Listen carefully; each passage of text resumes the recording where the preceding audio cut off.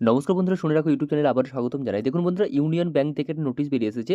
সবারই পরিচিত একটা ব্যাংক, যেটা হচ্ছে ইউনিয়ন ব্যাংক থেকে একটা নোটিশ বেরিয়ে এসেছে, যেখানে বহু সংখ্যক অ্যাপ্রেন্টিস পোস্টে রিক্রুটমেন্ট করা হচ্ছে। তো বন্ধুরা, এই ভিডিওর মধ্যে বুঝিয়ে দিচ্ছি যে কারা কারা এই পোস্টে আবেদন করতে পারবেন, কী কী যোগ্যতার প্রয়োজন রয়েছে এবং কত শূন্যপদ রয়েছে, আবেদনের শেষ তারিখ, শুরুর তারিখ এবং আবেদন কিভাবে করবেন, সমস্ত এই ভিডিওর মাধ্যমে বুঝিয়ে দিচ্ছি। যদি আপনারা 5 মিনিটের ভিডিওটা ধৈর্য ধরে দেখেন, তো আপনারা অনেকটাই বুঝতে পারবেন। যদি বুঝতে পারেন, সেক্ষেত্রে আপনাদের ফর্ম ফিল আপ করতে অনেকটাই সুবিধা হয়ে যাবে। তো বন্ধুরা, শেষ অবধি ভিডিওটা দেখতে থাকুন। দেখুন বন্ধুরা, অন স্ক্রিন নোটিফিকেশনটা শো করছে। যদি স্ক্রিনের দিকে ভালো করে খেয়াল করেন, তাহলে বুঝতে পারবেন যে অ্যাকচুয়ালি কোন জায়গা থেকে নোটিশটা বেরিয়ে এসেছে। দেখুন, প্রথমে এখানে উল্লেখ করে লেখা রয়েছে Union Bank of India, human resource vertical manpower planning and recruitment division, central office, Mumbai. তারপরে এখানে লেখা রয়েছে, দেখুন, online application from Union Bank. Union Bank of invited online application from the Indian citizen from engagement of apprentices under Apprentices Act 1961 as from time. এটা হচ্ছে লেখা রয়েছে, তার কারণ হচ্ছে এখানে অ্যাপ্রেন্টিস পোস্টের জন্য রিক্রুটমেন্টটা করা হচ্ছে। এখানে আপনারা আবেদন করতে পারবেন।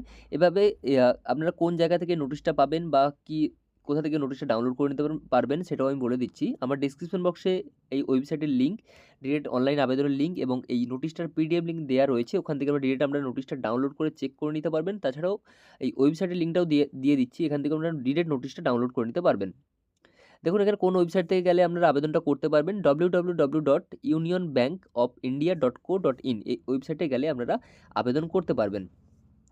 তারপরে আপনাদের দেখিয়ে দিই, এখানে আবেদন করতে গেলে আপনারা কোন জায়গায় কত ভ্যাকেন্সি রয়েছে এবং কত শূন্যপদ এখানে বলা রয়েছে।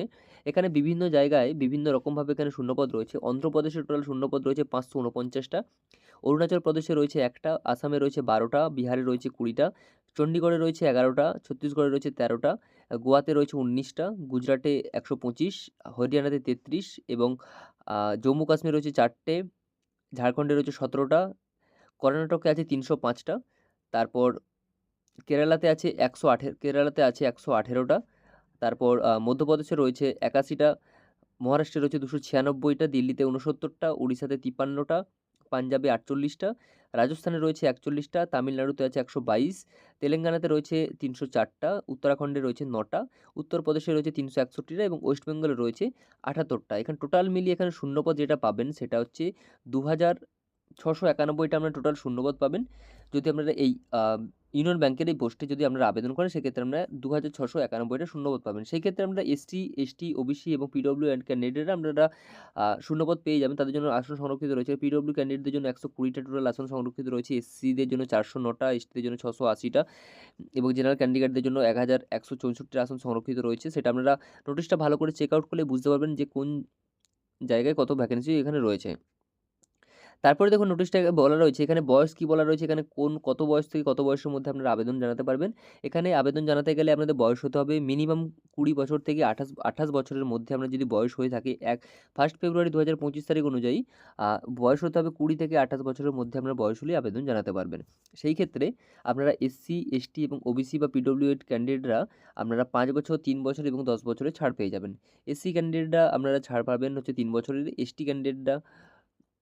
এসটি বা এসসি ক্যান্ডিডেটরা 5 বছরের ছাড় পাবেন, বা ইডব্লিউএস ব্যাকওয়ার্ড ক্লাস যেটা রয়েছে সেটা যে 3 বছর ছাড় পাবেন, বা পিডব্লিউ হ্যান্ডিক্যাপ যে ক্যান্ডিডেটরা রয়েছে সেক্ষেত্রে আপনারা 10 বছরের ছাড় পেয়ে যাবেন। তারপর দেখুন, নোটিশটা আমরা যদি স্ক্রল করে উপর দিকে তুলি, নোটিশের আবেদনের যে শেষ তারিখ সেটাও এখানে উল্লেখ করে লেখা রয়েছে। আবেদন আপনারা করতে পারবেন, আবেদনের শেষ তারিখ হচ্ছে 5/3/2025 তারিখের মধ্যে আবেদনটা আপনাদের কমপ্লিট করে ফেলতে হবে।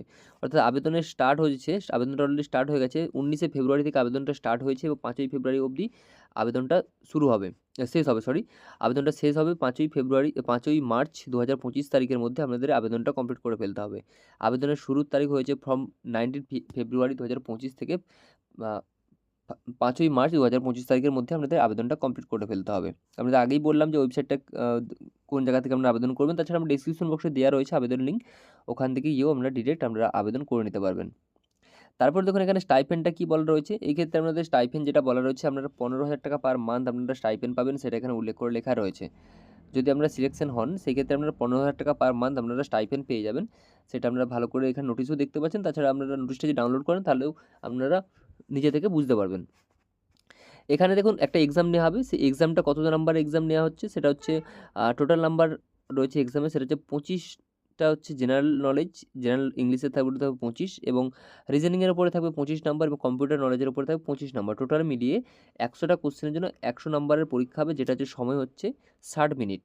1 ঘন্টায় আপনাকে 100 নাম্বারের একটা এক্সাম দিতে হবে।